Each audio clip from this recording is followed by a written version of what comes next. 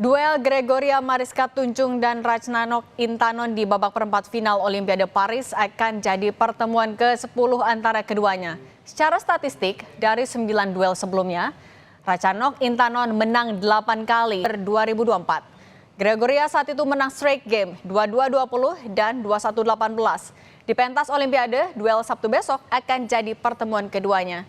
Gregoria dan Intanon berduel di babak 16 besar Olimpiade Tokyo 2020. Namun Gregoria kalah straight game 12-21 dan 19-21 dari Intanon.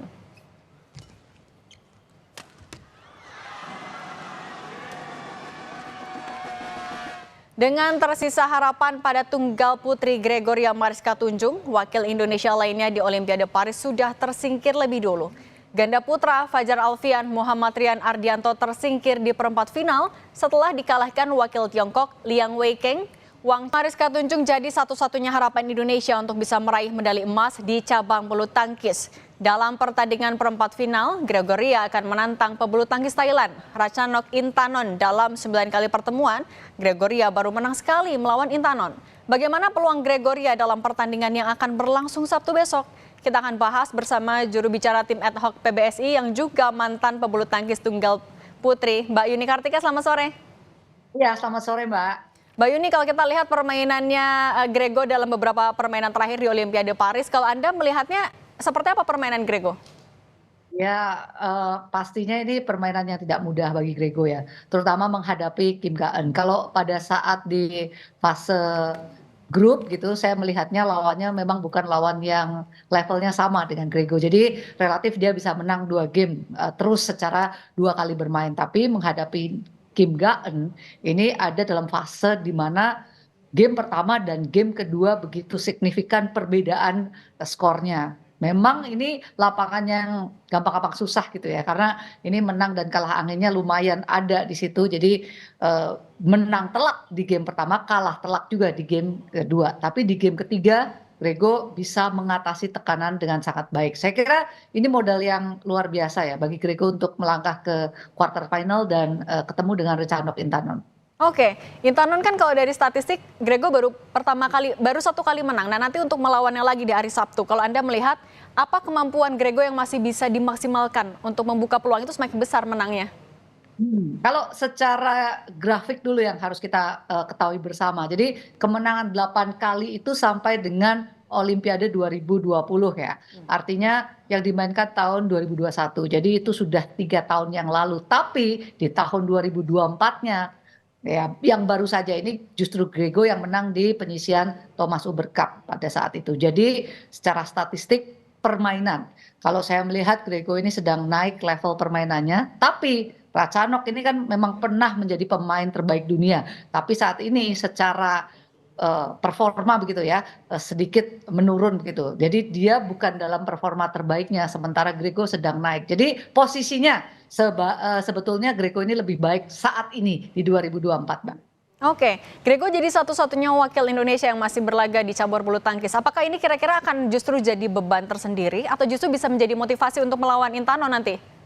Ya itu kita sudah lihat kemarin ya, bagaimana dia harus berjuang sendiri, tentu di dalam pikirannya dirinya tahu kalau dia ini menjadi tumpuan bagi Indonesia dan dia sudah melewati dengan sangat baik menghadapi Kim Ga-eun. Mudah-mudahan ini modal yang baik juga untuk kemudian dia nanti menghadapi Ratchanok Intanon. Saya melihat dari permainan kemarin, kualitas permainan, kualitas mental yang ditunjukkan oleh Grego ini menurut saya cukup untuk Grego bisa menghadapi Ratchanok Intanon dan mudah-mudahan ya, ada sih kalau saya bilang tuh ada harapan kemenangan dari Grego karena saya melihat dari beberapa faktor, terutama ketenangan dia untuk menghadapi game yang super sulit ini. Kenapa super sulit, Mbak? Karena ini pressure-nya sangat tinggi. Pressure di dalam lapangan untuk dirinya pribadi tinggi, untuk kemudian kemenangan Indonesia juga yang dia emban itu juga tidak gampang. Tapi saya merasa Grego sudah bisa melewati sekali kemarin menghadapi Kim Ga-eun, dia sudah punya mental yang lebih siap nantinya menghadapi Ratchanok. Oke, kalau selain mental tentu saja yang harus diperhatikan, apalagi mungkin yang oleh pelatih nanti bisa didorong oleh Grego agar lebih dimaksimalin lagi. Mungkin ada strategi tertentu? Oh iya, sudah harus. Jadi ini lawan yang berbeda dengan Kim Ga-eun. Kim Ga-eun itu posturnya tinggi. Kemarin saya melihat bola-bola atasnya Grego ini kecegat terus oleh Kim Gaan karena memang dengan postur yang tinggi dia mencegat bola dengan sangat gampang. Tapi Ratchanok tidak setinggi Kim Gaan, tapi secara permainan ini lebih apa ya? Lebih efektif permainannya. Nah, ini yang harus dihadapi oleh Grego. Jadi harus lebih sabar untuk menghadapi Ratchanok Intanon terutama dalam bermain rally begitu. Jadi tidak terburu-buru melakukan serangan. Meskipun kita tahu ya serangan Grego ini sangat baik, tapi momentumnya tetap harus tepat begitu, Mbak.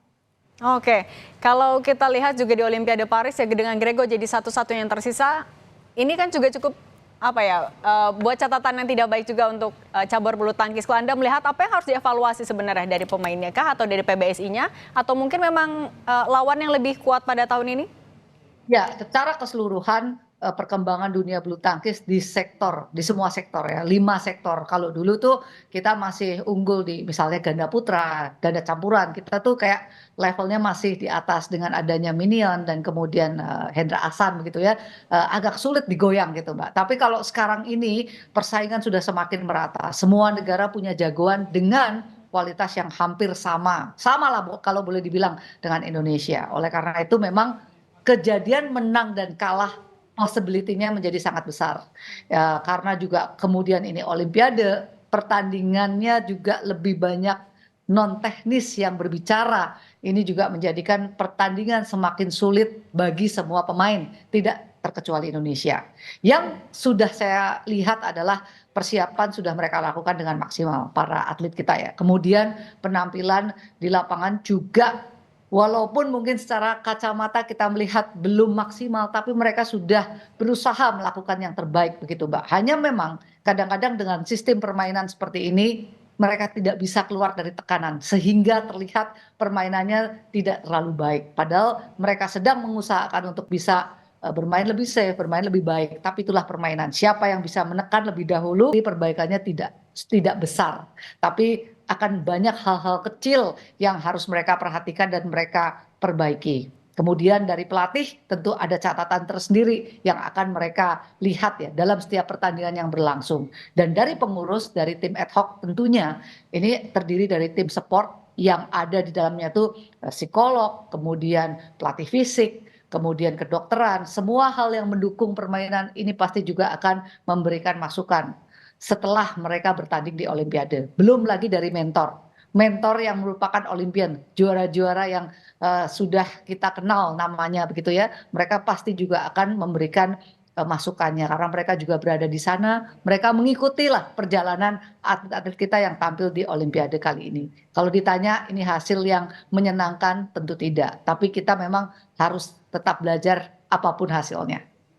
Oke, kan tadi Mbak Yuni juga sempat menyinggung kalau semua negara juga sudah semakin semua sektor badminton sudah semakin memperbaiki diri. Nah, kalau dari Indonesia sendiri, apa yang harus dilakukan agar tidak tertinggal sama negara lain?